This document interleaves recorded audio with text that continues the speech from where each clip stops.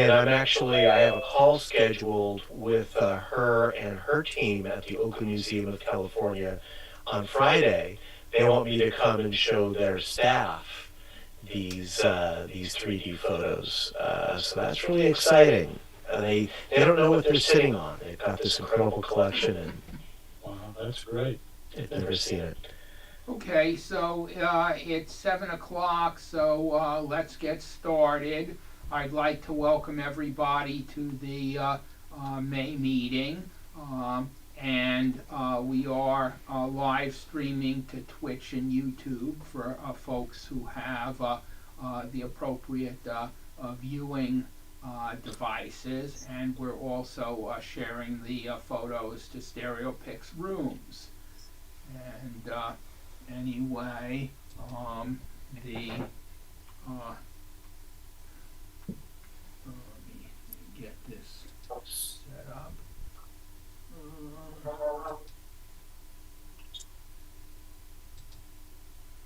So the theme this evening is action, and then of course we have open projector show and tell as usual. And so we can get started with David, and I'll let him talk about his photos. Okay. Anyway, this was at a outing the club had, and I just stepped over and watched that lady playing tennis and got an action shot of her slamming that tennis ball. Hi. And this is one of our family reunions. The point of this game was to knock off the water bottle from the. It was to knock off the water bottle from the pole with the frisbee. But they anyway, they kept throwing it back and forth. That's some action. And there's, I don't know who he was. His name was Greg, but he was really showing off his bicycle jumping at a park by the fire station there in Beaverton. Oh, and this is a cheater. This is at the PSA conference in Colorado Springs. And that lady was climbing the thing, but she had a rope pulling her up and a rope tied the back to her so that she could do it. But I took off all the ropes. So it looked like she was doing it herself. Oh. Oh, and this was another social meeting we had. I think it was a Maker Faire a long time ago. Those guys doing the juggling. Juggling. Yeah. Pin juggling or whatever. Anyway, here's some guy cutting down a tree, and I thought that showed a lot of action. Wow. Here's my brother's sawmill coming back from the first cut on that log, because obviously if he was cutting it, you wouldn't see the blade, because that was coming back to get another cut for Mr. on that sawmill. So how much did he actually use that just for his own work, not or commercially? It doesn't work right now, and he and I can't come to an agreement of why it doesn't work. It runs the dolly that the log is on off the track. It knocks it off the track. But I think it's because the blade is not pointed right, and he thinks it's because of something else, and so it just sits there. Oh well. That sawmill came from Wyoming and is probably 150 years old, and he put it together here. You can see the wide belt. You know, it's not very modern. Anyway, here's some action. They were paving the parking lot at the grocery store. Oh, and this is a state fair. I don't know what that ride was, but that's one of the rides that I do not like. Those are my grandkids. And you should have waited for the projectile vomit coming out. Yeah, Right, yeah. exactly. Like the upside down. And here's a long story here. Here's Yellowstone, our Old Faithful. And when I took this picture, I was just disappointed at what Old Faithful did. Because when the first time I saw Old Faithful was back in '68, and it went way high. So here's what I did for it. I fixed it in Photoshop. So that's what it used to look like a long time ago. Anyway, this is called flug tag. That's it's English, foreign language. I don't know what, but it means fly off, and they get those airplanes up on there and they push them off, and they get a prize for the one that glides the furthest. And most of them did it just about like that airplane. Fell apart before it got more than 10 feet. Red Bull has it here, and they call it a fly-off here. Anyway, here's Blaze doing a slam dunk. Whoa. Great shot. I think, and was that from a trampoline? Yeah, obviously it was from a trampoline. Yeah, because they set up a trampoline under it so he can jump so high. Yes. Otherwise, he'd be a pro basketball player instead of a mascot. Yeah. That is awesome. And he ran from the wall over, and it was really going fast when he hit the trampoline. And the trampoline was only about 3 foot by 3 foot. It wasn't a big one. It was just a little one. Just big enough for what he needs. Yeah. Now here's my grandson raking the yard. He decided he wanted to help Daddy rake the yard, and so he tied those rakes on the back of his cart, and I had to convert that since it was a 2D picture. Anyway, that's all, folks. Yeah.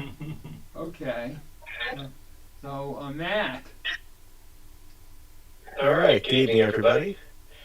Let's see, these are some performers on a BART train. They brought their own music, and I thought there was some good action here. You can see everyone is doing their best to avoid looking them in the eye. Because then they'll want money. Exactly. Right. Looking anywhere but there. Here's some more BMX action. This was at the Solano Stroll, I think in 2023, and they always have a BMX demonstration.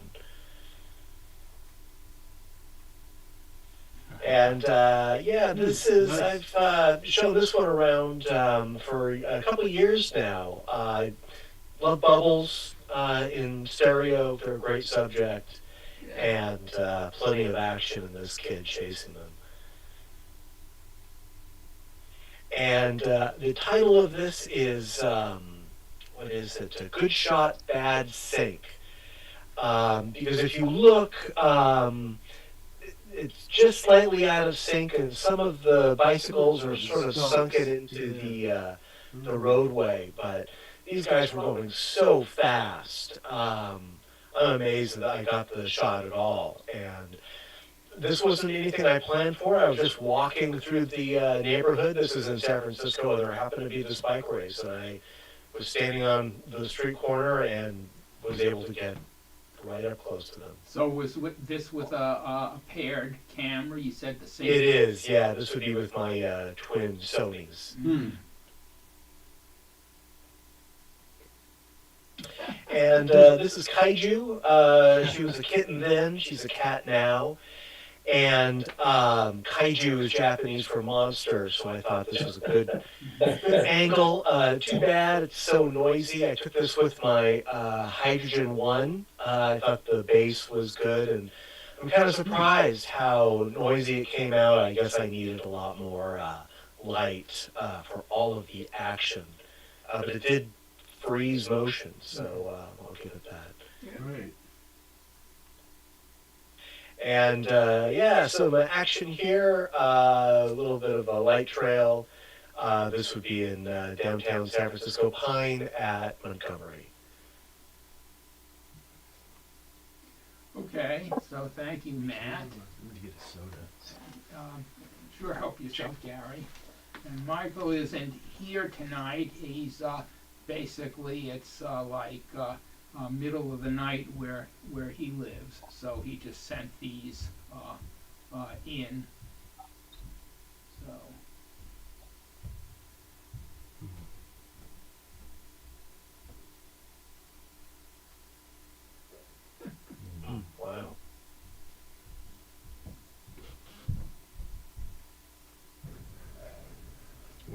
see?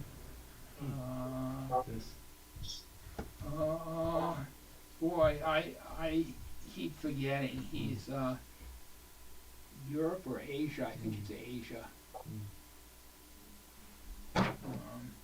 I should right before every meeting check so I can answer that question. But Curious.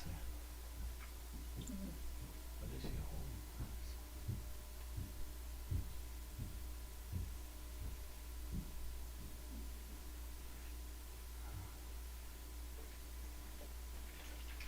holding? Ooh la la.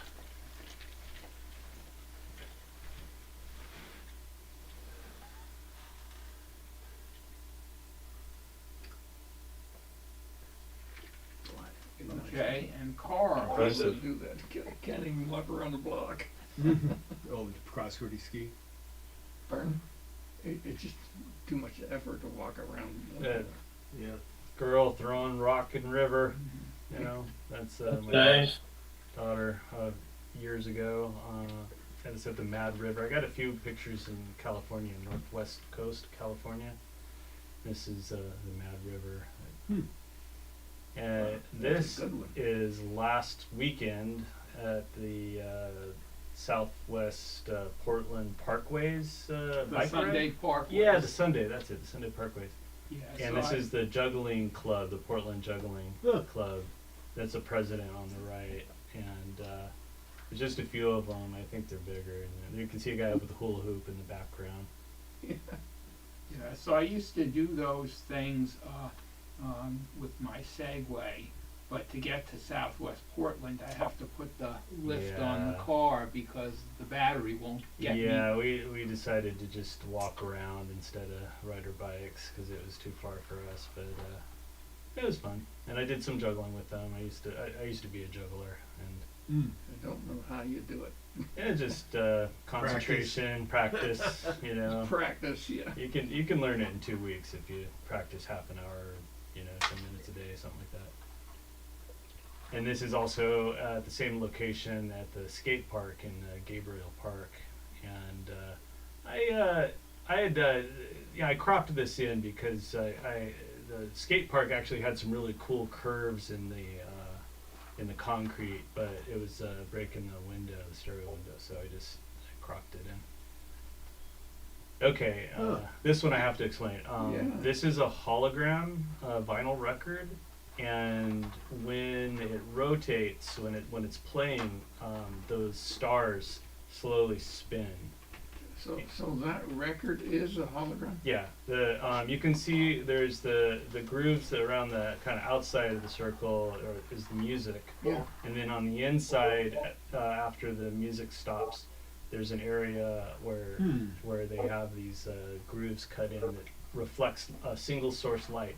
Usually, you would shine like an iPhone or something in the dark on it, and then you can see them. The further star is below the surface of the record, and the closest star floats above the record. Yeah. Okay, Interesting. yeah, I can see that. Yeah, this happens to be the sun reflecting off the record, sort of in the early morning. It's in front of a window, so you can see it. And did you have the record stopped? So Yeah, that- I had to stop it so that it wouldn't blur.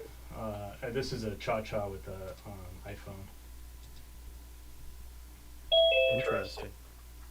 They make all kinds. There's a pretty popular one that's Star Wars themed, and it has a Death Star. I don't remember those at all. Are these something new, kind of new? Yeah, These I don't know. discs? They've probably been around for 10 years. Yeah, I've never heard of it. Yeah, Right, it's that's new. Well, it's relatively new for LPs. It's relatively Yeah, new. it's Yeah, it's quite new. What do they call them? hologram records. Oh, Yeah, yeah. And there's a popular one with the Star Wars music on it. This one's a little harder to find. You can probably find anything on eBay. Yeah, for records it's Discogs. Okay. There's and eBay. You can do eBay too. And,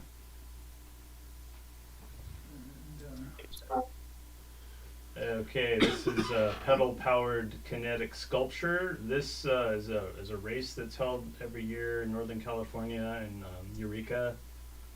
a couple of towns up there. It's going on right now, but this is from a few years ago, and it has to go down city streets like this, and also down across sand and dunes, and across water and a river. And so you can see there's a propeller in the back that they'll drop down into the water, and then the rolled up yellow things, I think they're rafts that inflate, and and the people are pedaling. All of them are pedaling, except for the little lady on top. So, and it's also, they get prizes for, you know, themed sculptures, and it's all really for the glory. The whole race is for the glory. Well, just like the Flutog that Dave was showing, because certainly the effort that you put into that plane that lasts 10 seconds. It's for the glory, for the fun of it. Yeah, and you know, a little bit of action. This is also from a few years ago when I was not taking pictures in the highest resolution, so I had no opportunity to crop or anything. So, but yeah, this is down in Monterey, California. Seagull Nice photo. landing. Okay, and Bob. You know, I started going through my photo albums to look for action, and China came up right away, and I looked, and we went there 19 years ago. Man, I'm really getting old. So these are some shots from that. This is a guy doing, excuse me, some calligraphy on the sidewalk. I think he's just using water. I'm not sure. And these people are just, this is their form of exercise. There's a big park called the Temple of Heaven in Beijing, and they're out doing all kinds of different things for exercise. It's not a show or anything. Oh, so these are shots in China. Yeah. Oh. Doing a paddle game. Looks like early pickleball. I looked at this earlier. I was looking at the guy in the back and on the right. He's trying to figure out how that lady's balancing that ball on her paddle. Because he can't do it. Sheer willpower. Playing some cards here. What camera did you use? You know, I had two old Sonys that Covan Ekron had, you know, synchronized together. I think that's what I was using back then. These people are singing. And this guy's cutting up some Peking duck for me to eat. All right. And some dancing. Wow. And these people were out early in the morning doing their exercise. I don't know what it's called, maybe Tai Chi or something like that.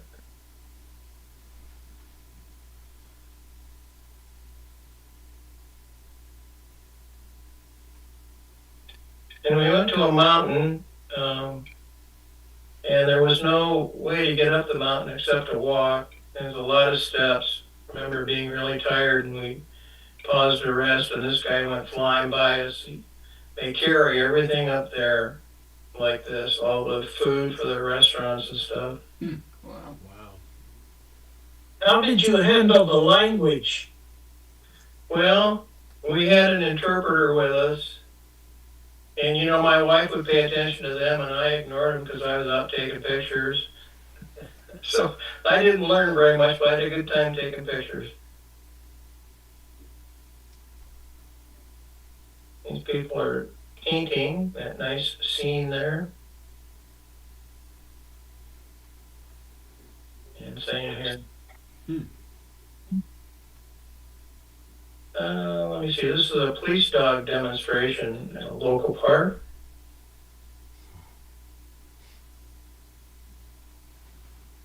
And this is the last one, this guy hitting out of the sand trap. You can see the ball up there and the sand flying.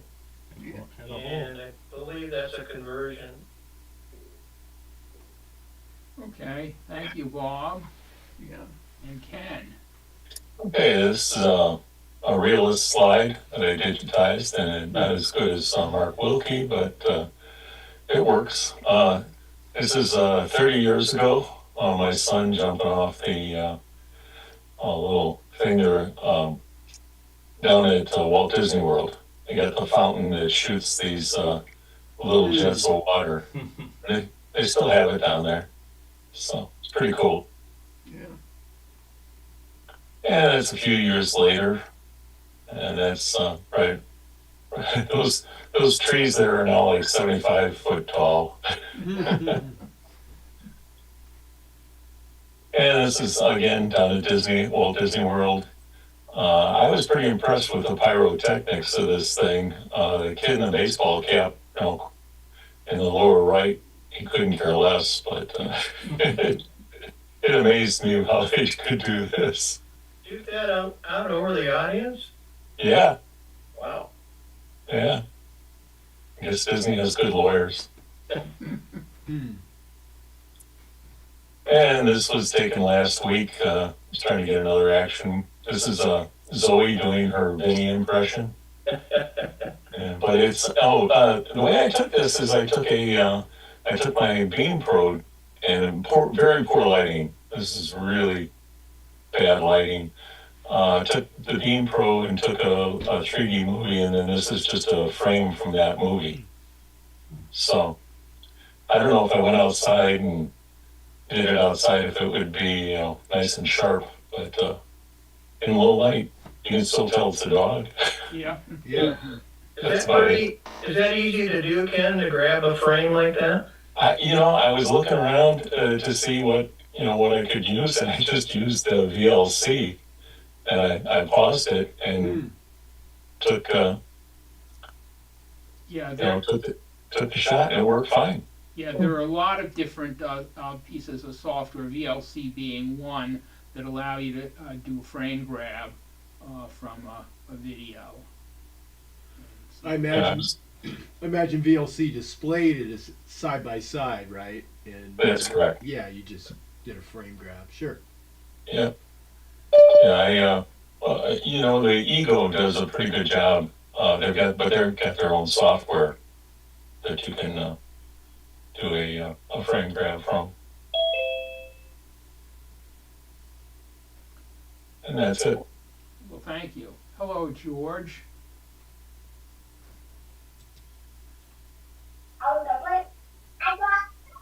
And Jim.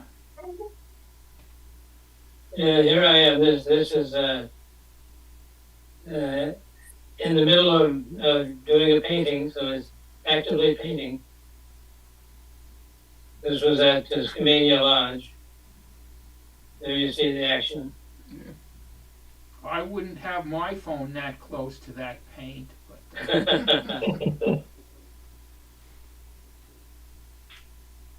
Let's see. Oh, this is we were in Indianapolis for the eclipse, and I don't know if these adventure areas are in other cities, but you go up into the trees and walk between the trees. And so this scene is they're learning about the buckles and how to keep fastened. I had the wrong kind of shoes on, just about as bad. Anyway, they're about to go up. And there's one of our group up in the trees. so you use the netting to climb around, or You walk on paths between the trees. is that netting vertical, so you're holding on to the netting and walking on the netting? Yeah, I think so. There are these little logs onto the upper left where you can walk to. You can hang on Yeah, the rope. yeah, there'll be another one showing that a little better. Oh, okay. Yeah, there you go. You walk on those. Huh. That's if you're brave enough. And then you come in for a landing like this.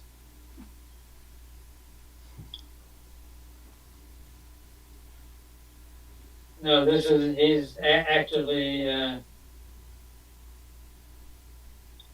exercising. and action with the bike. Yeah. That's my grandson. Now here's some sea lions, and I'll.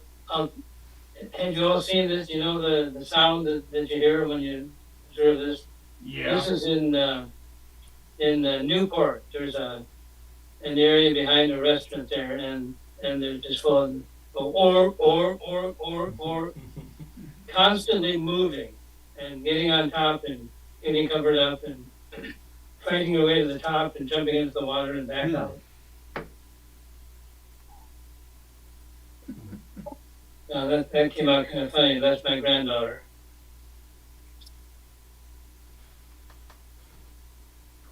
And this is my daughter-in-law's father working on his wood lathe. And little bits of wood flying around. That's awesome. He's making the bowl. His hairy arm makes it so. That's Aaron.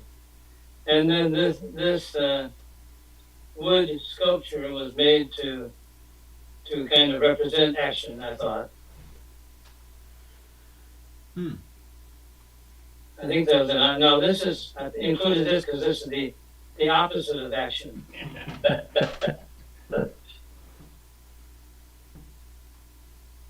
And one more opposite of action.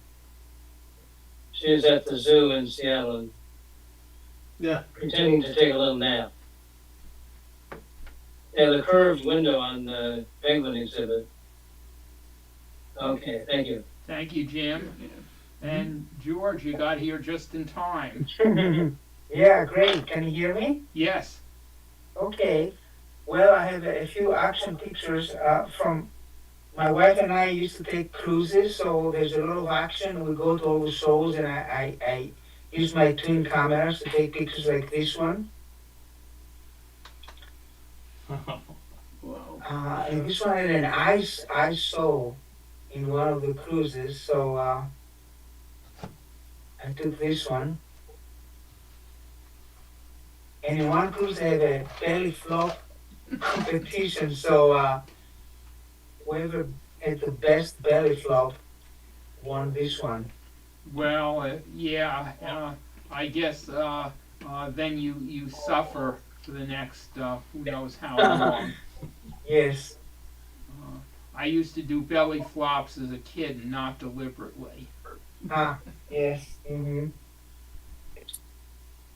Now, of course, Vinny, when I started running with Vinny, I started documenting him jumping over logs.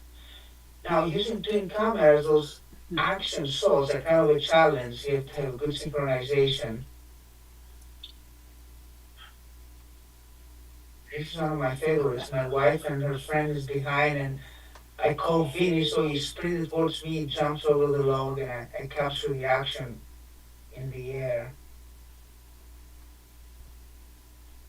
One day there was a water show near somewhere in Ohio, so went there and I took a lot of nice pictures in this event. This is one of them. I don't know how they call this.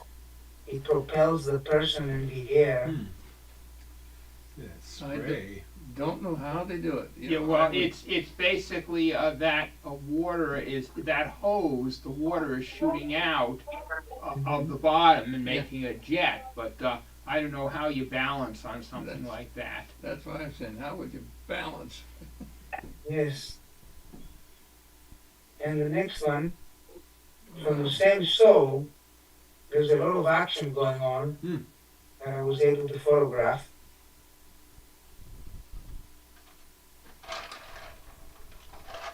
This one here, an interesting formation. How do they get up? Right. Yeah, how do you ever balance to... Whew. And I have some individual pictures. This is from one trip to Greece. They were jumping from a boat, so I was just photographing the action. Oh, very good.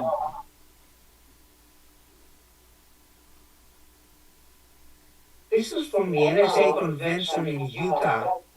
This is in Park City, and this is the Olympic training place. So they were training jumping but they were jumping into the water.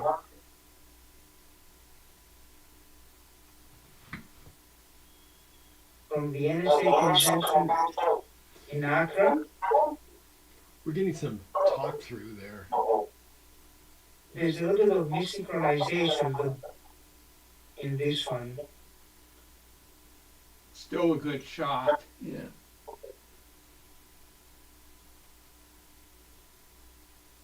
One of my hobbies is running. When we used to walk Vini, I would see runners running in the towpath. I'll take pictures like this one. There's a horse race track in Ohio, and for this one I used my Fuji W3. I zoomed at 135 millimeters and I panned the camera. The shutter speed was maybe 1/25th of a second, so it kind of blurred the background. This is an interesting shot. I wish there was more depth. Wow. I've seen this one before.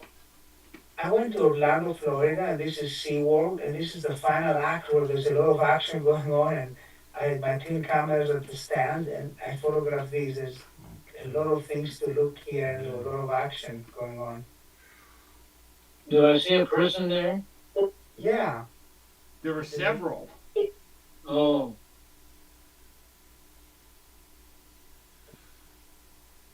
Yeah, what park was that? SeaWorld, SeaWorld. Orlando. This was from a PSA convention. One of the things they had, they hired models, so they had this model flip her hair, and I was kind of far away, but then I cropped it. Kind of action with her hair flipping around. And that's my last one. Thanks. Okay. Yeah, great. Thank you. So, anyway, oh, so,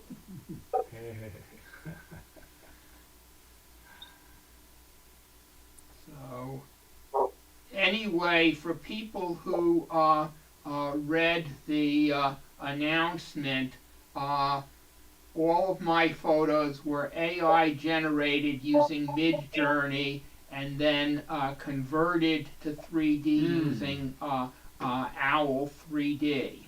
So I'd be very interested in comments either on the generated photos or on the conversion. I think it did a great job.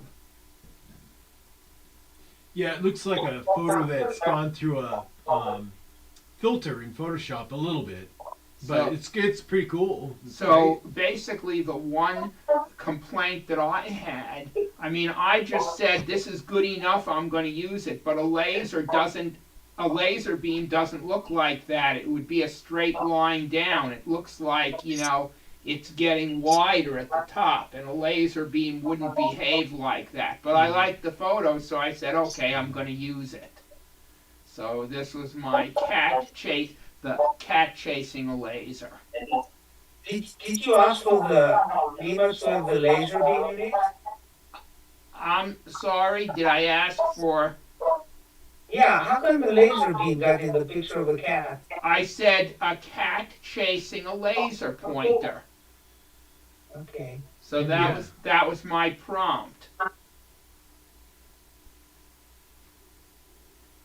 And this is cat chasing a ball.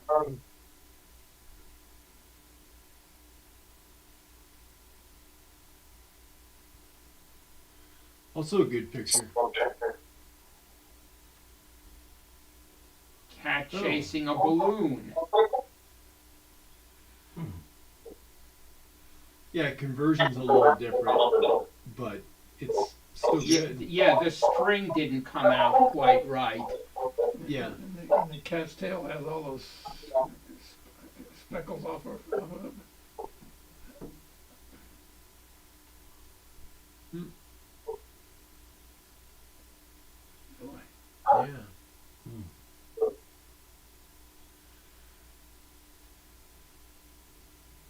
So I wish I could take photos this good.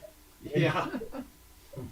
So Yeah, nice. These are all 3D converted.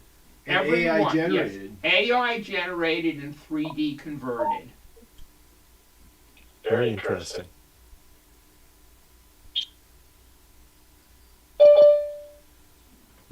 That's pretty good.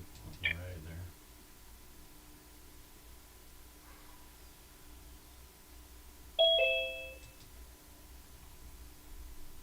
there. Yeah, interesting.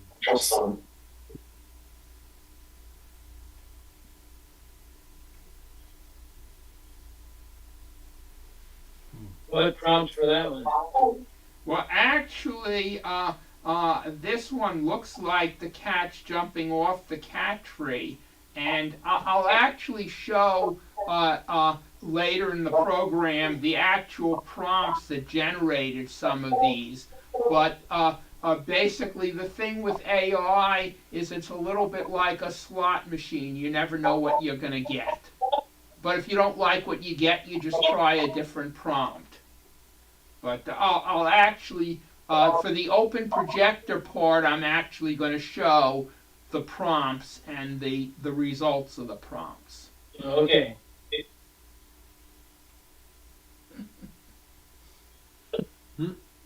So I love this photo.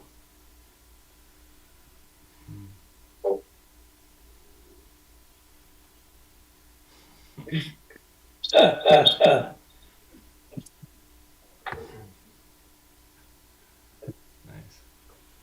Yeah, that's cute.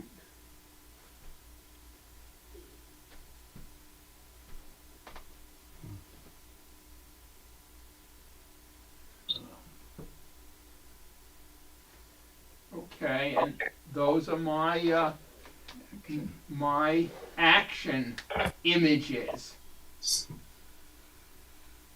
Okay, an open projector, Bob. Herb, I thought your conversions were very good in my eyes. Well, thank you, Bob. So you inspired me partly, and partly I was bored to death because I sprained my ankle playing pickleball, Wow. and I haven't been able to do anything. So I generated this in AI with using text.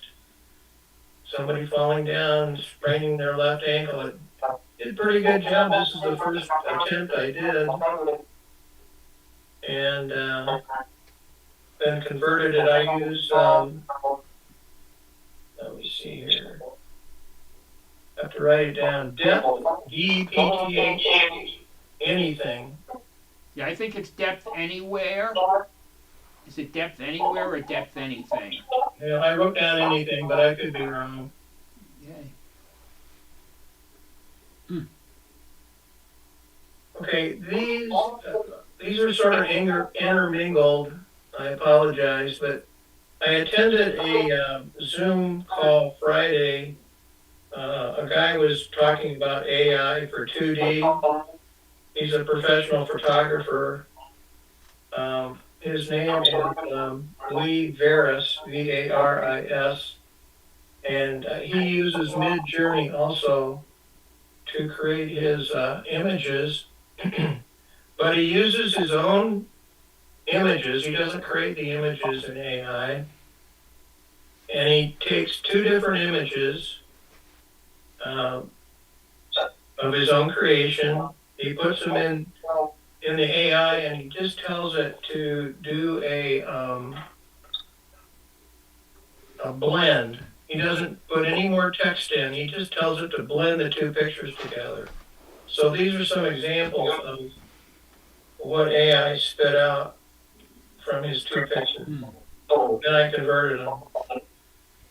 No, I don't see any I depth don't in see any these. depth Yeah. here. Something's wrong. Since Maybe none of your photos, your images so far, Bob, do I see any stereoscopic depth? Okay. maybe Well, I grouped them up then. Mm-hmm.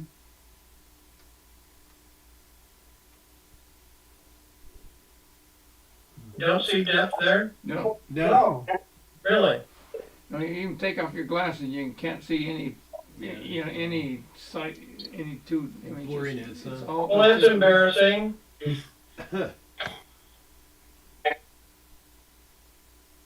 Well, I apologize. Great images. Yeah, they're definitely unique.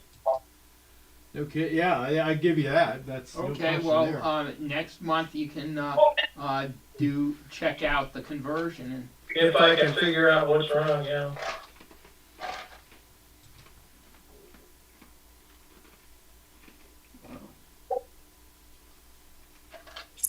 Boy, my eyes must be bad, because those sure look like depth to me.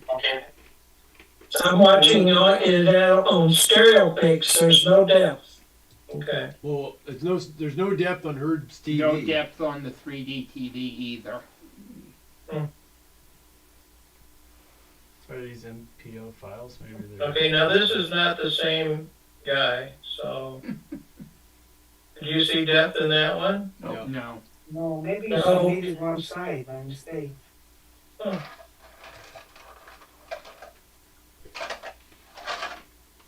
Well, Still interesting images. So. What did you send? MPOs or what? yeah. And what we're seeing is off of Stereopic's rooms, right here. Yes. Yeah. Yeah, that's what I'm looking at. So I don't know. What about the rest of the audience? Do you guys see depth? No, I don't. I'm on the Twitch stream and Stereopics to anaglyph, and there's no depth, no No changes. depth? No No depth for me. Yeah. You might want to look at anaglyph before you send it.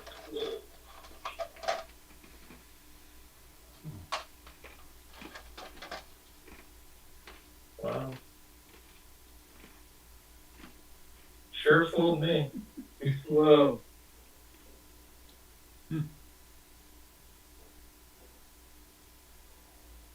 Well, this is the Bob 2D show. Yeah. These are some of that professional guy stuff here with the wild colors.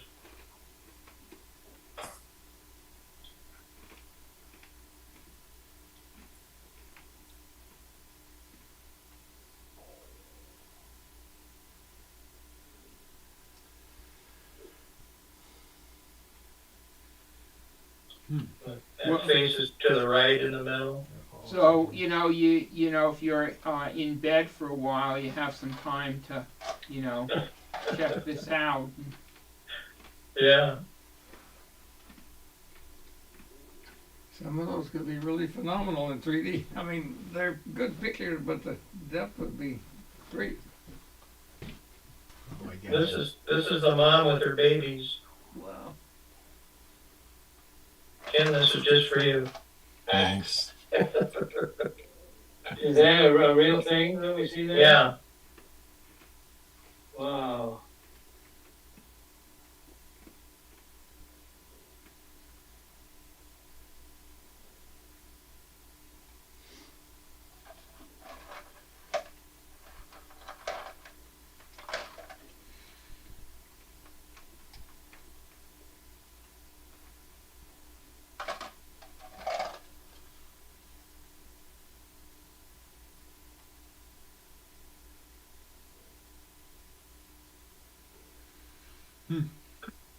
Well, I'm thoroughly embarrassed. Sorry, guys. Okay, well, there's always a next time. Yeah. Well, interesting pictures though.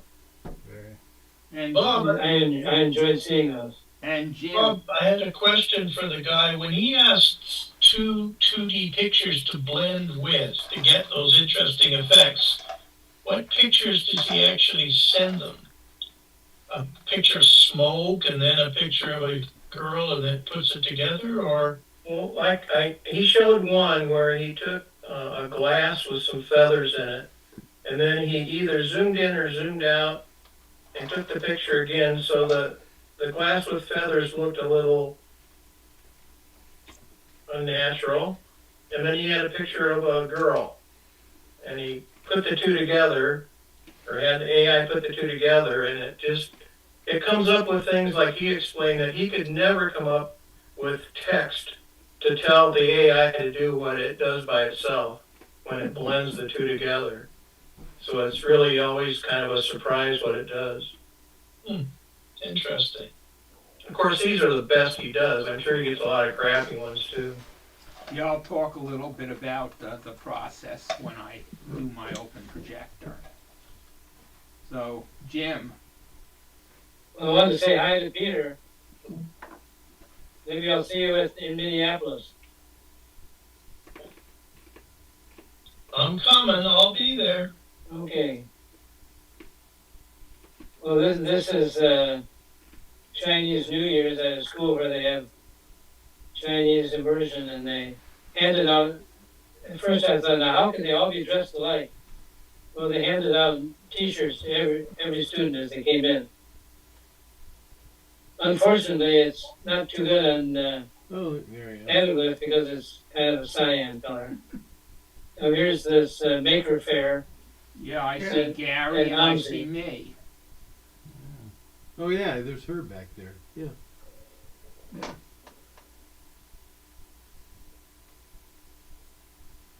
Yeah, that was a good display. You can see our banner behind Gary. Yeah. The same banner you see hanging up in the background on the.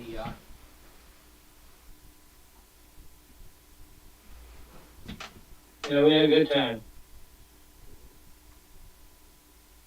Good outreach.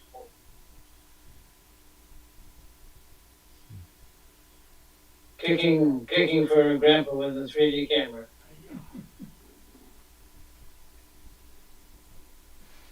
This is in Calgary, the art department, the art activity room.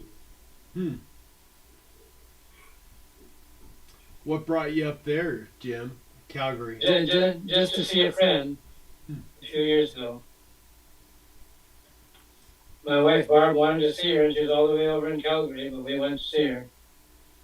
Now this is one of my sons, and my other son had an art show in Eugene. So you see my son's, and one more back on that. Back to Maker Faire, yeah. Mm-hmm.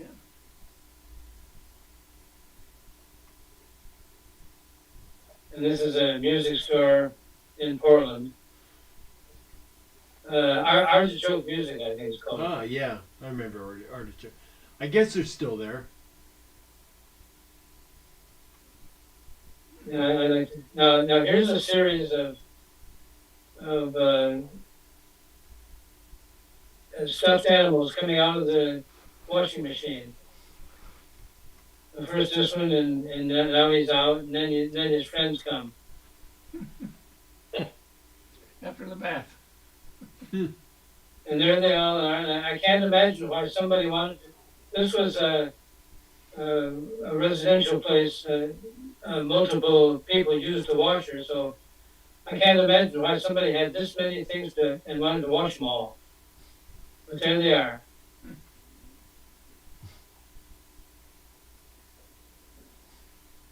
They all survived the washing machine. Okay, thank you, Jim.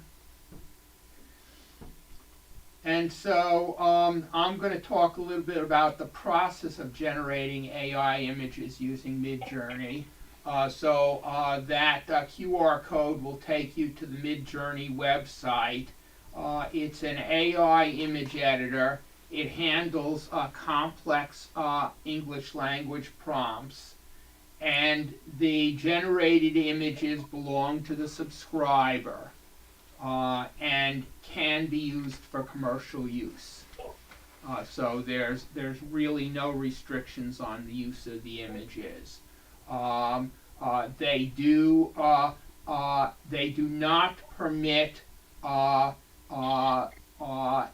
explicit or violent or basically offensive images. So if you try and use anything in that category, they can suspend you. Okay. There is no way to use it without paying. The basic plan is $10 a month or $96 if you pay a year at a time. And then I believe for $10 a month, you can get approximately 200 unique prompts.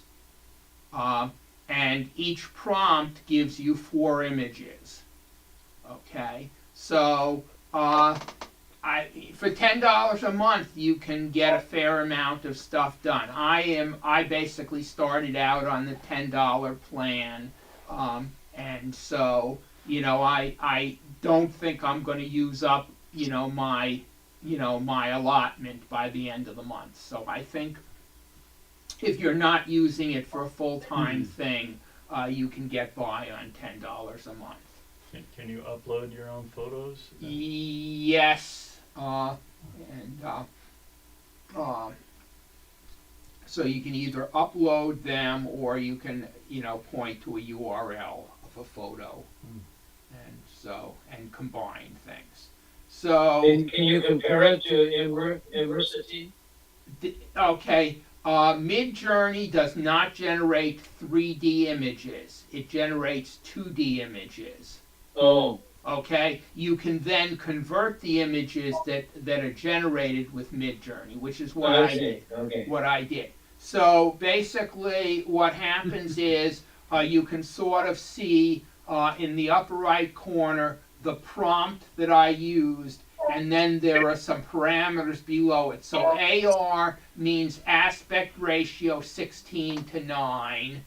V7 means I'm using version 7, which is the newest AI engine, and it's using my V7 profile. But so what I said was cat chasing a laser pointer, and you can see that the top one doesn't even look to me like a cat chasing a laser pointer unless they're shining it right in the cat's face. So what I've heard this described as is a little bit like a slot machine. Sometimes you're going to come up with a winning image, and sometimes you're not going to see anything you like. And if you don't see anything you like, just change the prompt a little bit and try again. So, for example, on this one, if I didn't like it, I could say color photo of a cat chasing a laser pointer, and then the first 2 images would not have been presented as options. Okay? If I said cat chasing a laser pointer across a carpeted floor, then none of these images would have come up. In other words, so what happens is if you see an image you don't like, change the prompt. Okay? The next one, cat trying to catch a goldfish. So I think the first one is great. The bottom one looks like the cat is underwater with the goldfish. The bottom right. The bottom left looks like the goldfish is flying through the air, as does the top right. So, in other words, it's like sometimes you're going to get, things that are just bogus. And if that happens, just try again. Yeah. Okay? And, I mean, if something like that is going to upset you, don't use Midjourney. But in other words, if out of a prompt you get 1 good image out of the 4, that's great. And sometimes I don't get 1 good image out of the 4, so then I revise the prompt, and then the next time I get something great. Okay? 2 cats enjoying a ride in a hot air balloon flying over Portland, Oregon. So that was the prompt that I gave it. These were the 4 images that it gave me. So where did they get the picture of Portland, and where did they get the cats? I don't know. That's what their inventory is. That's what their inventory is. If you just send the exact prompt again, you get different cats doing things, right? That is changing the text. That is correct. So what happens is there's a so for people who are familiar with random numbers on computers, random numbers are generated using a seed. And so I believe they use a 32-bit seed, which goes up to 4 billion. So basically, if you do the same prompt more than 4 billion times, then it's going to eventually repeat the seed and give you the same result. Now, okay, if you want repeatable results, you can actually give it a seed as part of the prompt. So you can basically say minus minus seed 3, 4, 5, 6. I mean, you can just pick out any seed. You can say seed 1 or seed 4 billion or whatever. But then if you give the same prompt with the same seed, you're going to get the same result. Okay, so cat walking across a tightrope. One of those doesn't even look like a photograph. So if I didn't like it, I could say photograph of a cat walking across a tightrope. You know, or I can say a cat walking across a tightrope at night with a full moon. I mean, you basically, what you think about is what do you want the photo to be, and then describe the photo as a prompt to Midjourney. And that's how you, and as you gain experience working with Midjourney, you're going to get more experience with the prompts that you can give. And there are a lot of YouTube tutorials on using Midjourney. You can actually find courses that you can take. So, I mean, if you want to learn about Midjourney, there's lots of resources out there. There are a couple books that I saw online. I'm not sure why you would want to buy a book if you can find all these free resources, but in any case, so cat peeking out of a box. Now this was one where any one of those 4 I would have been happy with. What I had was, you know, it really took me a while to decide which one of those 4 do I want to use. They were all so good. But other times I've gotten, you know, I put in a prompt and I didn't like any of the results. Okay, so cat dressed up as a wizard holding a magic wand with birds flying around him. Okay, so the AI is relatively sophisticated in terms of understanding the prompt that you put in, and I thought that bottom right one was just wonderful. And then 2 cats sitting in a miniature red sports car racing around a brightly lit living room. I mean, what I'm trying to show is how rich the prompting language is for Midjourney. And I think I got 3 duds and 1, you know, winner out of this. That image in the lower left is just so good, and the other 3 are, you know, not what I wanted at all. Herb, what resolution does it produce? I believe if you upscale, you can get 1920 by 1080. And so what happens is each of these 4 images is like a quarter resolution, and you can click on one and tell it to upscale, and then you'll get the 1920 by 1080. And then if you want to upscale more, there's this gigapixel. I forget who makes it. There's various programs that you can use for upscaling. But basically, the 1920 by 1080 was certainly a high enough resolution for me to work with and do the 3D conversion. So. You know, I guess, you know, I'll pause to see if there are any questions about Midjourney that I can maybe answer. Yes, hi Herb, it's Peter. I got a question. Can you load, will it do videos from a still image? No, Midjourney will not do videos. Midjourney is photos only. And you can load your own photo in and have it manipulate that photo that you load? Yes, you can. Okay, thank you. If you Herb, like, how did you decide to use that particular one? I basically said, did a Google search on best, AI photo. I don't remember what my search was, but like the overwhelming favorite in, Mid-Journey, it just like everybody was saying Mid-Journey is the thing to use. Herb, have you tried any other image generating AI apps like Dolly or some of the others? I used Dolly a long time ago. I haven't used it recently. When I last used it, which was a year ago, it was much more primitive. I don't know if it's advanced since then. I would be very interested if anybody else wants to try, other, AI generators on people's experience.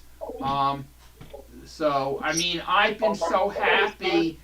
It's sort of like I have no reason to switch. It's sort of like, well, if it ain't broken, why fix it? It's like, sometimes I generate a prompt and it doesn't do anything. So then I revise the prompt, and then the second time or the third time I get, what I want. And the $10 a month is certainly reasonable. So, but I'd certainly be interested in other people's experience. Midjourney has a really active Discord server, and they do a lot of work in terms of telling how to use it and all that kind of stuff. So. Yeah, I believe on the Discord server there are like 3 different meetings a week. In terms of like there's a like live. I don't know what you'd call them. I mean, I guess the equivalent would be like Zoom webinars or things where the developers get on and talk about things. So I think during the week. Every week there are 3 different things going on, and so I haven't. Back in 2023, there was a woman named Nino, and she was on the New York Stereo Association shows, and she did like 3 shows, but she was a very good artist. And she talked about her, especially like in the after parties. Mm-hmm. She would explain how, she would do the Midjourney stuff, and it was amazing. So, if you go back to 2023 and look for Nino, INIO. I just looked up her website that she used to have, and it doesn't exist anymore. But she's active on Instagram, and so if you wanted to see her work, but she did a lot of stuff with Midjourney. Okay, thanks, Ken. And so now for people who don't know, I basically decided I didn't want to feed Immersity any more money. What happened was I thought I had, a bunch of credits that with a few more months to use them, and all of a sudden all my credits expired. And so I said, okay, what else is out there? And Owl 3D is an AI-powered 2D to 3D converter. It will do photos or video. It runs locally, so not in the cloud. If you want to use it on a Mac, you need an M1 or a newer Mac. It won't work on the Intel Macs. And it also runs on Windows. they have a starter free plan that offers limited resolution and duration. So for example, I think your resolution is I don't remember if it actually lets you go up to 1920 by 1080 or whether it's lower resolution than that. I think it offers up to 1920 by 1080, and it lets you do videos of up to a minute. So if you want to either do higher res or longer duration videos, their plus plan is $9.99 a month or $83.88 per year, which I think is $6.99 a month, or $179 for lifetime. Now, if you choose the lifetime plan, they'll only give you 12 months of upgrades to the software. Okay? Whereas if you do a monthly or yearly plan, you get upgrades to the software on an ongoing basis. Oh. And so with how fast things are changing, I personally wouldn't recommend the lifetime plan. Just pay your, in other words, like the $179 is about 2 years worth of payments. Just pay monthly or yearly, and because next year it's going to be better than it is now, and 2 years from now it's going to be better. So why would you want to be stuck with losing the upgrades after a year? But in any case, those are the options. So if you need it for commercial use, the Pro plan gives you higher resolution, and it's $300 a year, but then you can use your images for commercial use. The Plus plan, which is what I have, has unlimited length on videos, and I believe it's up to 4K, so 2160 by 30. It's 2 times HD. It's 2160 by 3840, I think, or so, whatever 2 times HD is, and so that's what I get on the Plus plan. So one of the interesting differences from Immersity is it doesn't give you a limited number of credits. So like if you want to take a 2-hour movie and convert it to 3D on Immersity, you would quickly, go bankrupt or run out of money doing that. But basically, there's no, when you're on the $9.99 a month plan, you can take Blu-ray discs and rip them and convert them to 3D.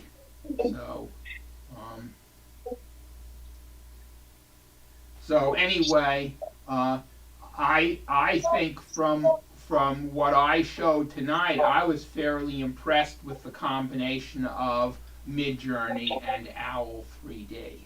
And I won't be giving any more money to Leia.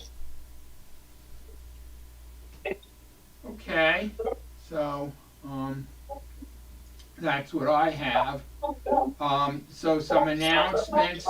The 2025 PSA Photo Festival is in Portland, Oregon this year. The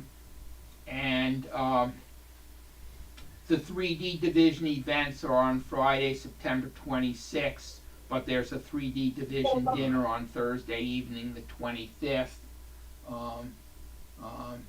I think if you want to get into the dinner, you probably have to pay for both days. Lee, do you know if that's the case, or can you get into the dinner without paying for Thursday? Sure, I paid for the whole week. Okay.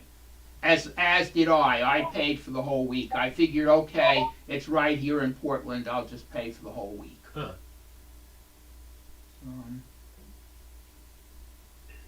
Anyway, the non-star competition is open to PSA members who have not earned a star. There's no entry fee.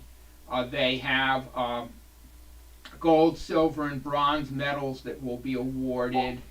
I'm the chair. David, Gary, and Mark are the judges. and the winning images will be presented at the PSA Photo Festival. And if you want to join PSA, then it gets you eligibility to compete in the non-star, and you also save a little bit. You can no longer save $325 because that deadline is expired, but you can save some money on the photo festival. And it's not that expensive if you want a digital membership, which has PDF journal, but no printed journal. And then Ron Creasel Memorial Service is this coming Friday, 11 a.m. at the Finley Sunset Hills Mortuary in Portland. And I haven't heard any details on the dinner. I don't know if that's in the same location or somewhere different, but the dinner is approximately 5 p.m. I am probably not going to attend the dinner, but I will definitely attend the memorial. Yeah, I'll try to get there for that. Does anybody live out my way that I can go with? I live at 102nd and Burnside.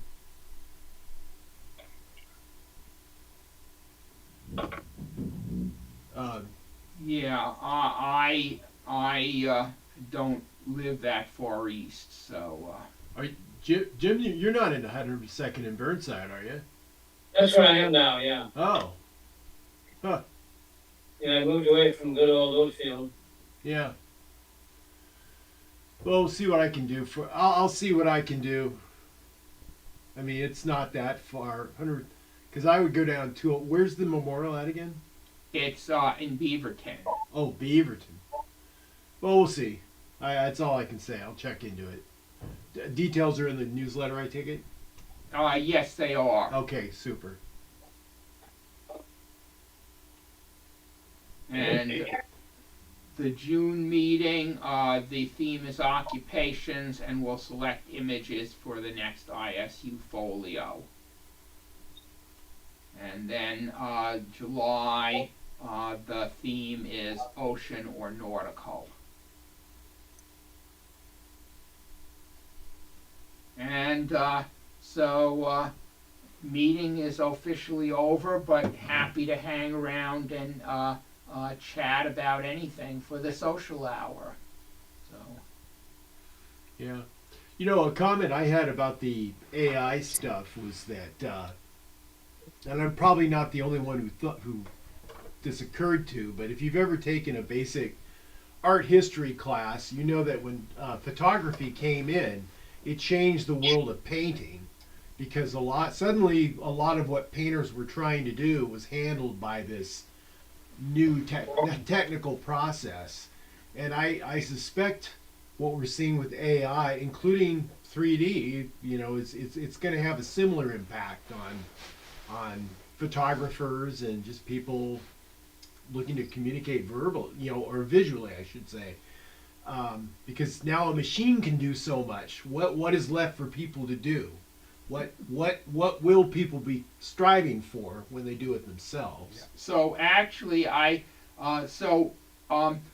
the default mode of Midjourney appears to be to generate something photorealistic, but you can basically ask for the style of an oil painting, or the style of a pen and ink sketch, or the style of a charcoal drawing, or a watercolor. Or in other words, you can tell it what medium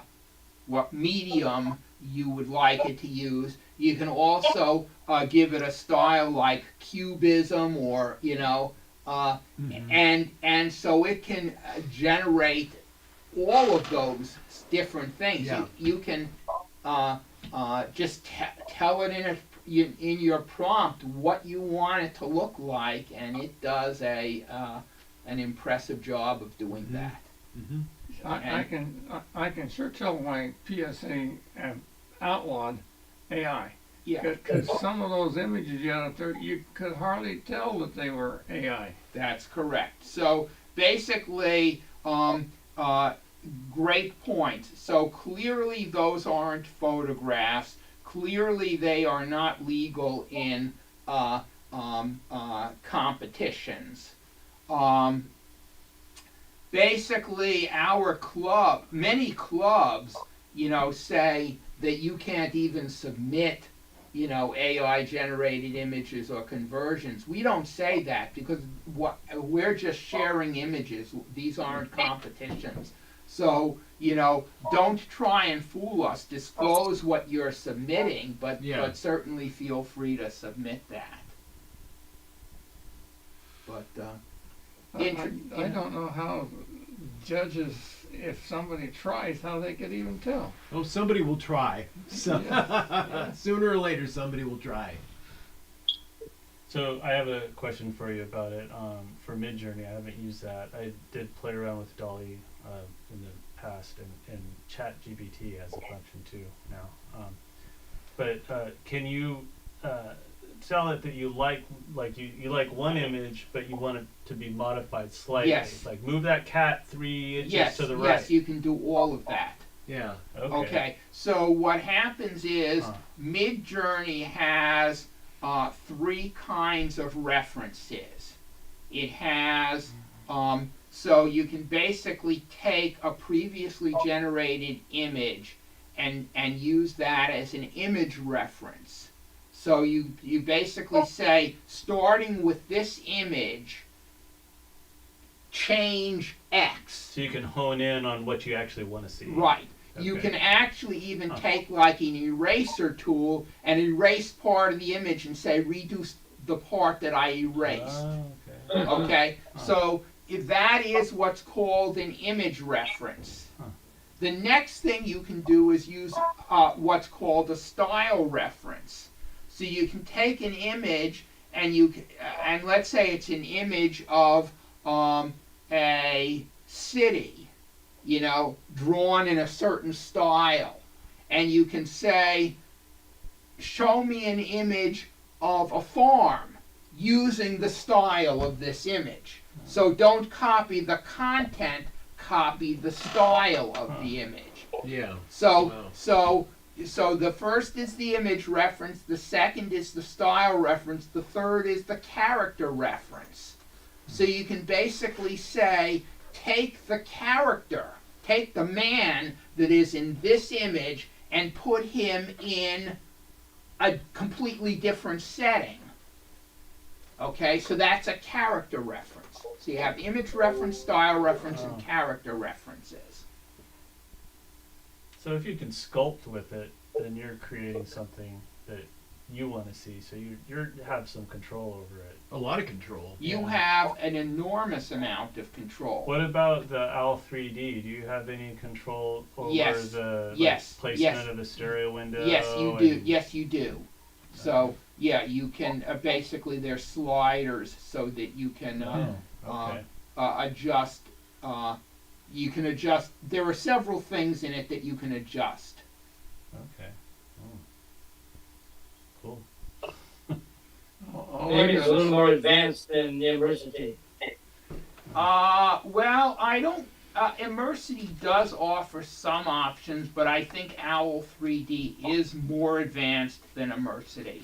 But also, you're not going to burn up your money because with Immersity, if you're doing an image conversion, it charges you 40 credits per image, and so if you don't like it and you want to change it, there go another 40 credits and another 40 credits and another 40 credits, and you can burn up your credits pretty quickly. And if you're doing video conversions, I think it's charging 200 credits per minute of video that you're converting. And OWL 3D, you pay per the month, and so if you're converting like a 2-hour video, it might take a few hours to do it, but you're just using idle time on your own computer. I have a different question, different topic. I do slideshows, which are lovely, and I can put music under the slideshow, but I don't know how to do a voiceover over a slideshow with my own voice. I've never done it. Okay, so I'm trying. The software that I'm thinking of that I've used. If you give me a second, I can run upstairs and get a book, and then I'll tell you what software can do it. It's free. So you talk into something to make your Yeah, Write it. it's Yeah. just a mixer. So you essentially you can have multiple audio tracks and multiple video tracks. So for example, you can take a transparent image and then put it on top of a different background. And so in other words, you just layer your video tracks, and likewise you layer your audio tracks. And Okay, well, I've got the software for making the slideshow with the timelines and different layers, and I have put music in, so that I can do. It's just my voice. How do I shove it in? That was well, presumably if you have, Enter another audio channel with a microphone. yeah, I have cameras and iPhones. I don't have an actual microphone unless the microphone we're talking on now would do it. yeah, the microphone can that hear you're you. talking on, That's a microphone. yeah, that should do fine. So that's just an audio input to your computer, and you should be able to put that as an audio track on the on either whatever software you're using, or if it doesn't work, yeah, just email me if the software doesn't work, and I'll tell you what software to download. There's actually free movie editing software that If you want to work with audio, the gold standard has been for many years Audacity. Are you familiar with that?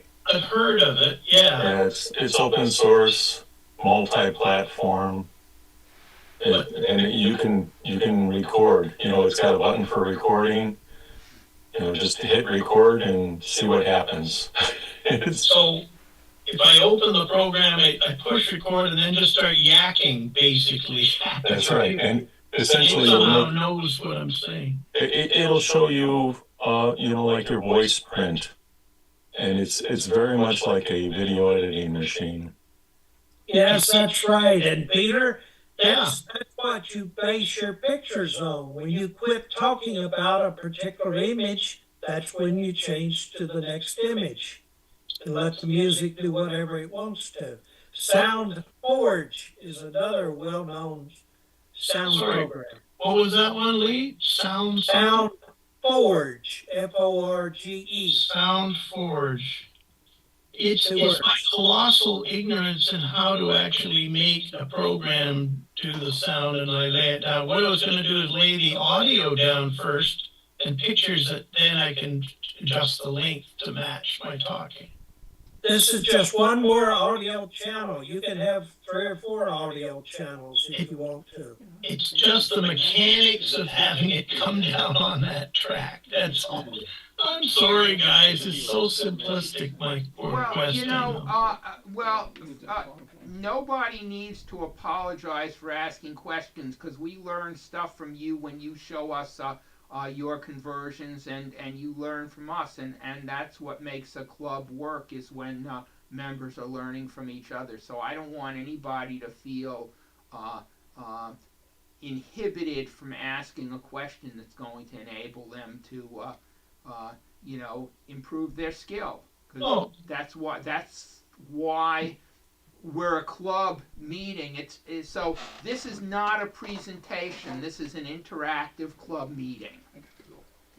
No, thank you, Herb. No, this is a very welcoming and not judgmental type club. And when I said that, I meant I should know stuff like that, and I just simply have never done it. When loading an MP3 song, I can shove in easily. anyway, thank you for your suggestions, everybody. I'll give it a try and then call Herb and say, Herb, I can't get it to go on or something. Well, if you wanna hold on, I'll just run upstairs and get the book, and then I'll be able to tell you exactly. Oh, well, thank you. And if you hold on for about 8 hours, I'll fly to Portland and meet you in the meeting.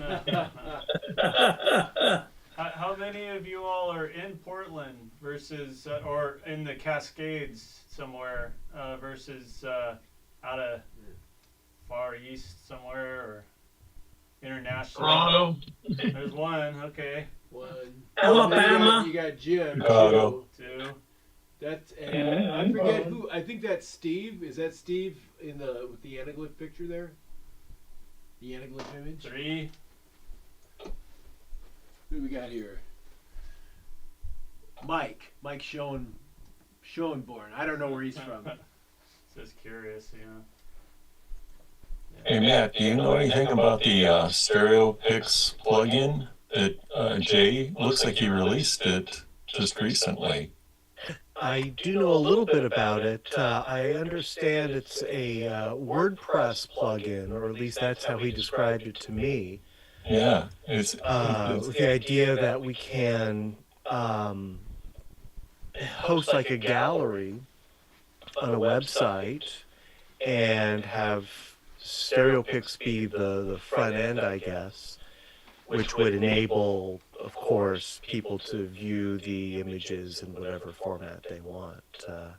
Something that I think the world's needed for a long time. Yeah, I'll put a link to in Discord. He talked about it, and he pointed to a NYSA website, and I see it on here. I'll put it in the chat. That's pretty cool. Oh, great! Yeah. Okay, so to answer your question, DaVinci Resolve is an open source, very powerful video editor. I mean, it's basically like if you've heard of Adobe Premiere. I mean, it's on the same level as Adobe Premiere and you know, other, you know, professional, you know, it's what's called an NLE, a nonlinear editor. And so you can have multiple video tracks, multiple audio tracks. You can move things around. You can zoom and pan and do anything you might want to do with it. Actually, I shouldn't say anything. Basically, DaVinci Resolve comes in two flavors. It comes in a completely free flavor, okay? And you can actually get the source code and build it yourself, or you can get it compiled for Windows, Mac, or Linux and just install it. Or you can pay $300 for the commercial version. And as far as I've been able to figure, the only thing that I might want that's in the commercial version that isn't in the free version is stereoscopic editing. So if you're editing your video as just a normal side-by-side, you know, video, as far as DaVinci Resolve is concerned, that is just a non-stereoscopic video that happens to be twice as wide.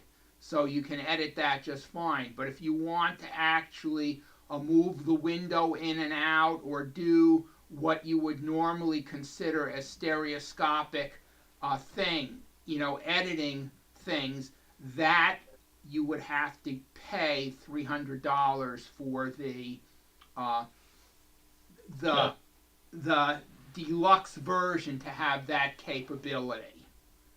Unfortunately, I tried to download DaVinci Resolve free, and my graphics card wasn't good enough to support it, so it rejected my download. Oh, okay, well. I got too old a computer, I guess. Okay. But thank you for the suggestion, and I did put in one of the chat Group 3D about moving the stereo window, because when I do a video from Immersity, let's say, about a third of the picture is always coming through the window. And I don't know how to adjust the window to put everything behind the window easily in a video, 3D video converted from Okay. a flat video. So basically, if you use Owl 3D, there's a slider to do that. Oh, but it won't do videos though, will it? Owl 3D will do photos or videos. Owl is the conversion. Mid-Journey will not do videos. Okay, but Owl will actually do videos of any length. You can basically take a Blu-ray, and then there's various software that allows you to rip the video off the Blu-ray. So you basically put your Blu-ray in the Blu-ray drive, read the movie off the Blu-ray drive, save it as an MP4, and so now you have your movie as an MP4, and then you can feed that into Owl and convert it to 3D. And just as I would say the photographic conversion is not perfect, it's very good but not perfect, the video conversion is very good but not perfect. That's okay. I'm out of the perfection game. But basically, so the Owl 3D, you might have a problem if your computer's too old because it wants to use your GPU to do the conversion, because it's not doing it in the cloud, it's doing it on your own computer, which is why it's not charging you credits based on the length of what you're converting. What I'm envisioning is taking a still photo that I've made 3D, like one of those San Francisco earthquakes or something, off a flat one, and then making it move for, say, 5 or 10 seconds. Mm-hmm. So people walk down the street or whatever they do. In your example of your cats and the balloon, could you type in, I want a 20-second video of those cats, and it would have them moving? No, because Mid-Journey does not do video, period. It is only images. But let's say you got yourself a nice cat picture flat from and still from the guys you just mentioned there. Mid-Journey, and then you put that and made a video out of it in a different program. Yes, you could do that. Flat video, and then it would make the cats move, look around, blah, blah, but on 2D, and then you can put all that into Owl 3D and make it all 3D. Yes, for 20 seconds. Yes, you could. So basically, Mid-Journey, the good thing about it is that you own any images that you generate in Mid-Journey, and you can use them even for commercial use. So Mid-Journey, the only restriction on the content is it can't be offensive content. Okay, but in other words, as long as the content doesn't violate their restrictions, any content you generate belongs to you, and you can use it for commercial use or any other use you want, which means you can then take it and put it into some other software that's going to convert the photo into video. So to summarize, Mid-Journey can take your vision, as it were, verbally into a photo. Then you can load that photo into other places to make that vision move, become a video, become 3D, blah, blah, blah. Correct. In different programs. That's a good concept.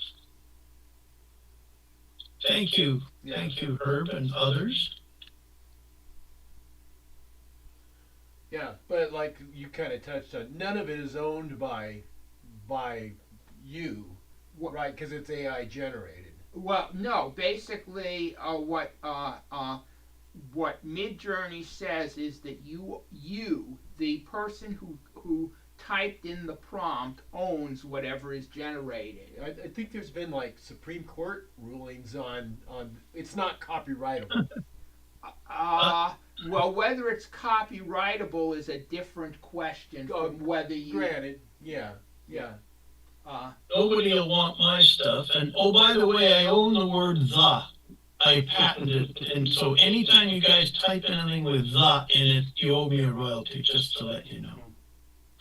I imagine anything if your own photos that you've taken, if you upload it in there to modify it, then the AI will be using that to create photos for other people out there. Like it's entered the Training system. It's on it. training. Okay, so basically, Midjourney has 4 different levels of subscriptions.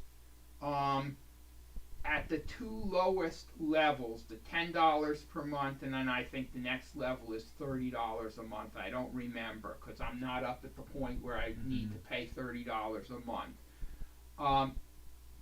Anybody can access any of the photos that you generate from your prompts. They can view it. In other words, it's not hidden from the world. Now, I don't know, in other words, like, I don't know how you would go and find the images that I've shared there. But they tell you is that people can access them. Now, there are so many people using it, you know, how would somebody find, you know, my thing? But in other words, they are not hidden from the world. If you want to hide your stuff from the world, you have to subscribe at one of the upper 2 levels, which I think starts at about $60 per month. So, I mean, there's nothing that I'm trying to hide, and in other words, if I explicitly share it, well, I can understand that somebody would find something that I've shared, but how would somebody find something that I haven't shared? In other words, do they have to know my name or my email address? Or, I mean, actually, It might that's pop up if they do the exact same query that you put with in. the same seed. Mm-hmm. You know, of the 4 billion seeds. I mean, okay. I mean, actually, that's an interesting challenge. I challenge anybody to find any of the images that I've generated, either the ones I've shared tonight or any other images that I've shared. And not because I don't believe it's possible, but I'm curious how it's done. In other words, what you would have to type into Midjourney to find it. In other words, do you use my email address? I mean, so it's an experiment that I can't try because, okay, there is a limit. An individual is not permitted to have 2 Midjourney accounts. So I can't sign up for a second account. That violates the terms of use. So I don't have any way, without being logged in as myself, to try searching for my own images. So I don't even know what the process would look like. But Herb, yeah, I have a question about your conversion. So does your conversion create a depth map, and then you use Stereo Photo Maker to no. combine that? No, you have the option. In other words, the OWL 3D gives you the option of creating a depth map, but I haven't used that option.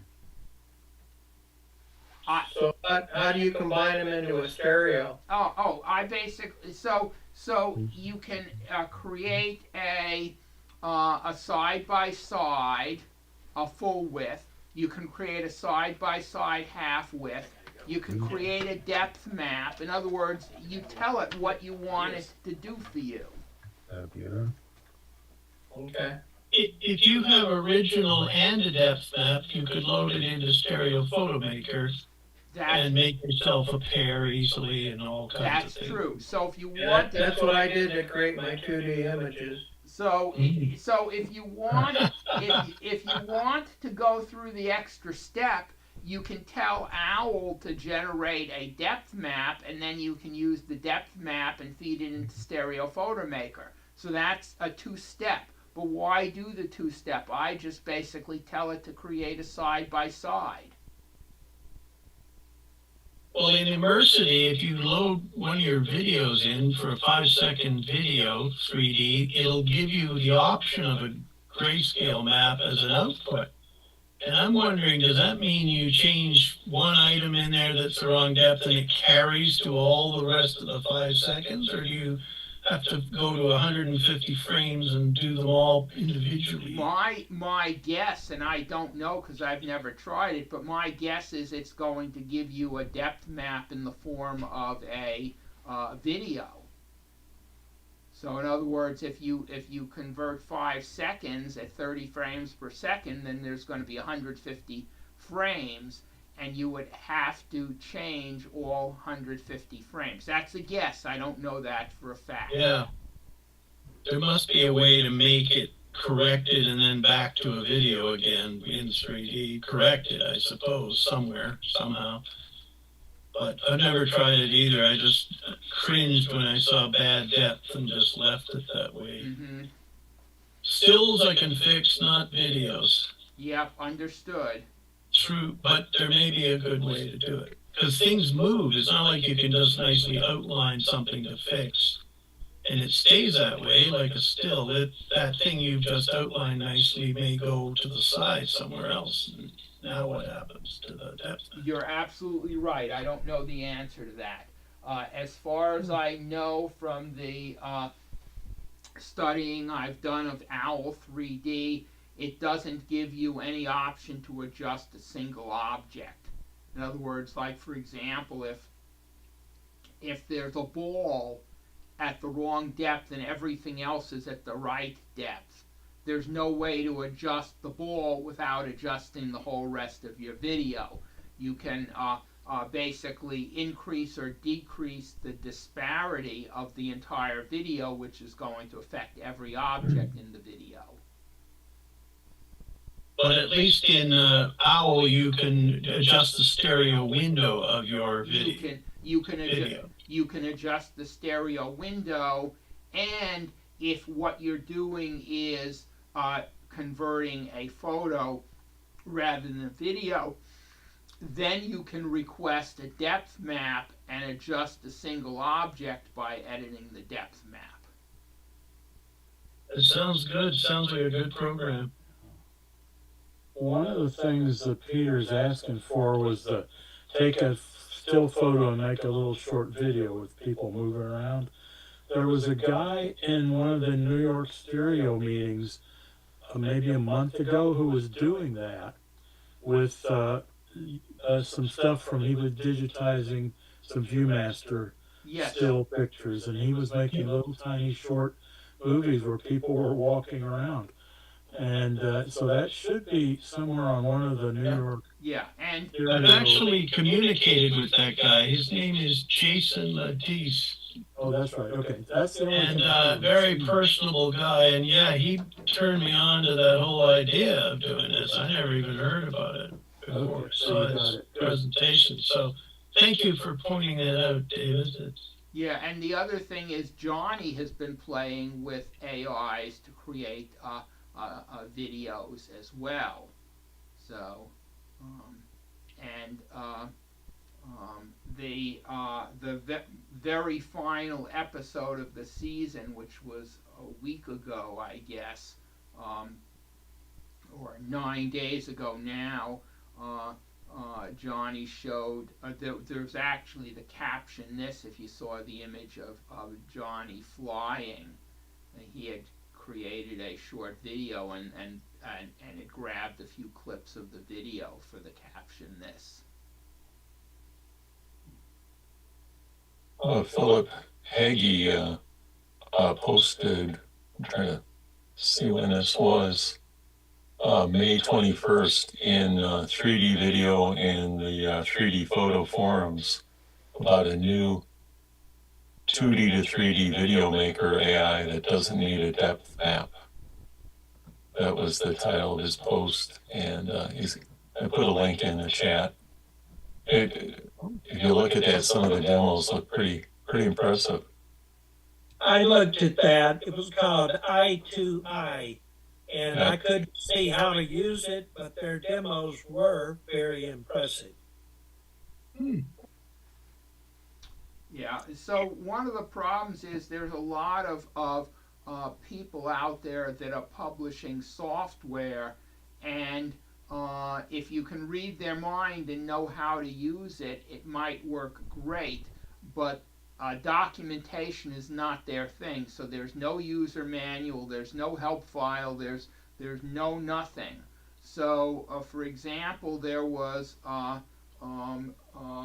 conversion program that was for the Mac that that somebody posted to, and I couldn't get it working, and there was no documentation, and I asked, questions, and I finally was able to contact the person who developed it, and he said, well, I'll take a look at it when I get a chance, but it didn't sound like it was a real priority for him. And so I basically said I'd rather pay $10 a month for OWL than get something for free that I can't figure out how to use.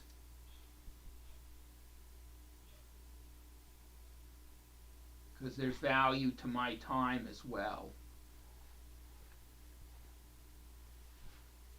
Well, hey, I'm going to head out. Okay. I do want to thank you all for mentioning the turbine website in Germany, because I didn't know about it, and now I have several movies that yes. I'm happy to have. So thank you. Take care, Carl. Bye. That was last month when you mentioned that. Herb? Yes. If I could ask a quick question. I've been trying to use my Lume Pad to view the YouTube videos, and it keeps giving me an error about can't process the video. Have you run into that? Yes. So basically, they did something that broke the processing of real-time videos on the Lume Pad. You can still go back and watch the video after the meeting, and I guess it works if you're not trying to watch a real-time video, and that's why we've started streaming in Twitch, because evidently the Lume Pad can correctly process a real-time video that's streamed to Twitch. So this was something that broke, I don't know, about 6 months ago, and evidently Leia has less than zero interest in fixing it. Okay. And what I hear is that they've actually done some updates that actually make things even worse, if you can believe that. So is there something then I can still view them online? You say there's another, you're streaming them somewhere else? Twitch. So basically, on the website, I think I had a link to the Twitch stream. Okay, I'll look there. Thanks. But basically, if you want to go back, once the meeting is over and I don't know, I think there's probably a delay of an hour or two, or I don't know exactly, before the YouTube video actually, finalized. I don't know exactly how that works. But like, for example, if tomorrow you go back and watch the YouTube video, since it's now a recording and not a live stream, that should work fine on Lume Pad. Okay. But if you're trying to watch it in real time, the Twitch stream works fine. Okay, thanks. Don, I use the Twitch stream, and it's actually a little more performant than the YouTube stream. It updates a little faster. Okay. I use it on my Lume Pad, and I put a link to the Twitch stream in the chat as well, but I'm sure it's also on the website. Okay, great, thank you. And it's an app you can install on your Lume Pad, and then you share it the same way you share the YouTube stream to their LeiaTube app. But it works very well for me. Okay, great, thank you.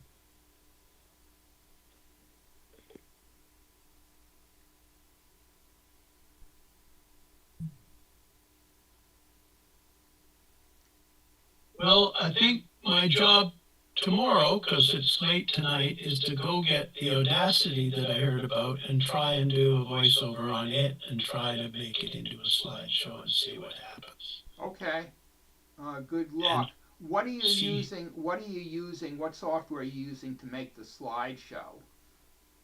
Pro Show Producer, Oh, okay. That's version 9. Okay, that's one of those window programs. Not that I have anything Yeah. against Windows. I'm a window guy. It's what my daughter taught me, and that's all I have. Oh, Sorry, Herb. No, yeah, I mean, basically, I know enough to know that I don't know anything about it, other than there used to be this thing called Pro Show Gold, and people used to make some 3D content using Pro Show Gold, and if you just had the processed video and not the input file, there was no way to retrieve the actual content, because what had happened was people had used Pro Show Gold to record videos for, let's say a 640 by 512 by 640 or whatever the old style TVs were, and they recorded 3D videos using Pro Show Gold. And now all of a sudden, if you had, let's say, a 1920 by 1080, there was no way to get that video back out that you could do anything with it. And so that is what I know about Pro Show Gold. And so if I sound a little biased against Pro Show Producer, it's because of that negative experience. I don't blame you. The one I have lets you output, it lets you put in little squeeze pairs nicely and adjust transitions and blah blah, and it works really well, and it loads those songs, as I was saying. It's just me yakking is the only thing I gotta add to it. Okay. And I'll be happy with it. So Some of the Pro Show Gold files made executables. Yeah, it was a Windows exe file. Right, and 3D-Con did not like those at all. They did not want any executable given to them. the download of my one ends up as an MP4, which plays on my passive TV, plays anywhere, easy to manage, and it also allows your output to be multiple forms of MP4, AVI, any video style you want. It's really a great program, I think. I was given it by somebody. Mm-hmm. That sounds good. Yeah, and it's simple to operate, not overloaded with functions. Mm-hmm. So the audio editors, the problem is it's not going to edit a video file. So if you have, excuse me, if you have a video file with and you want to overlay the soundtrack, Audacity isn't going to edit the video file. What Audacity will do is, for example, take, for example, music and voiceover and combine it into a single audio file that you can then put onto your video. That would be perfect, because these MP3 songs load, and I can cut them short, move them around a little bit. And if I just have me yakking, I'll lay down a yakking track and then cut the pictures to me yakking, and then it'll all be timed nicely. Yep, you can do that. So it's just me physically getting my yakking on a timeline to do it. Okay, and so Audacity should do just fine with that. I've used Audacity. So yeah, it's a little YouTube tutorial about how to record, play, input, and output, which is probably all that you need. I think that's it.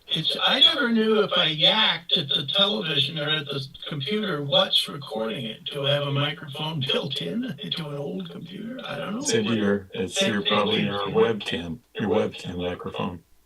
Yeah, and it doesn't have to be high quality. Thank you very much, Ken. I'll look at this YouTube and try and learn something. Yeah, save your chat.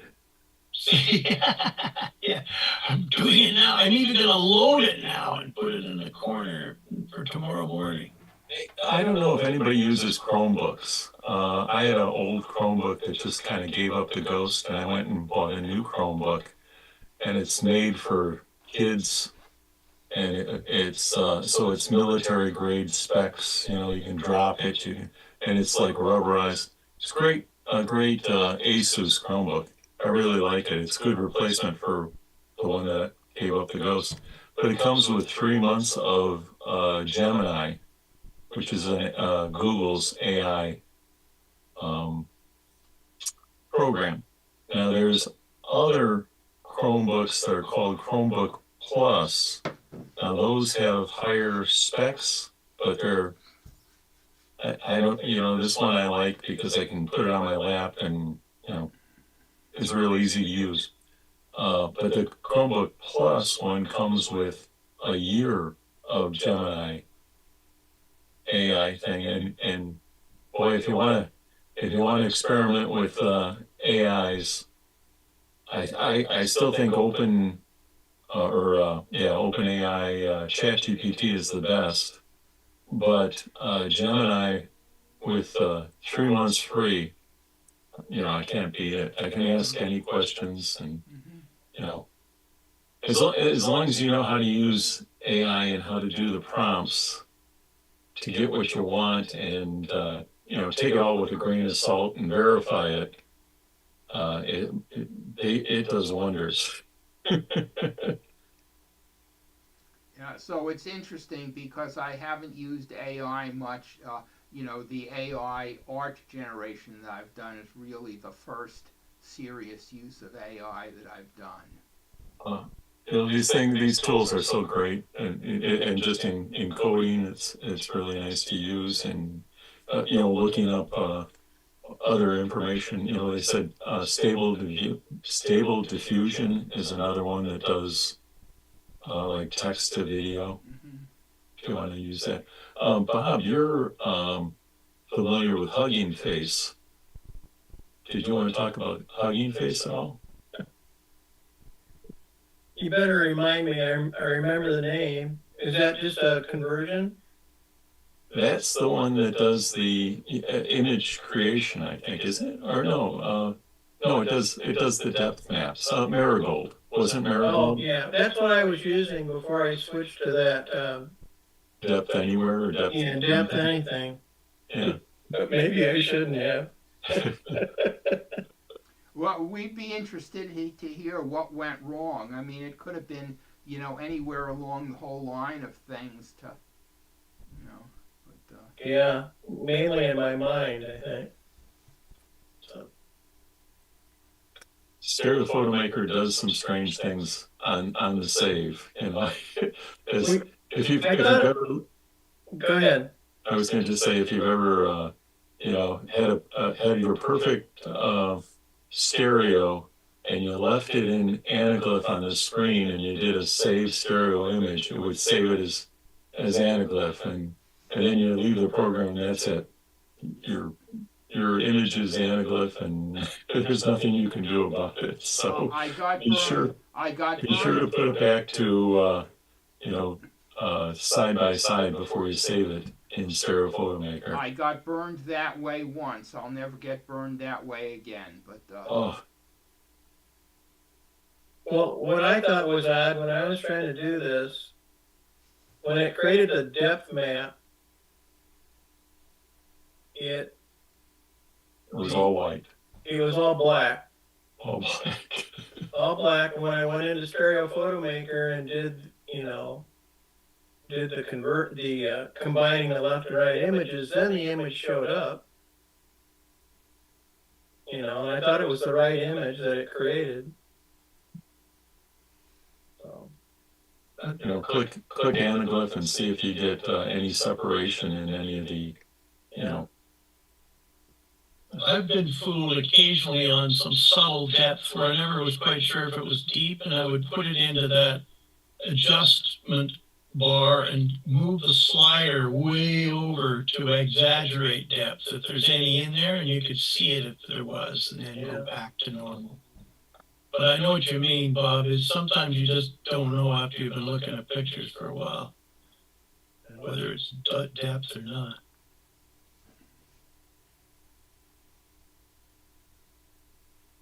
All right, guys, I'm going to wrap it up.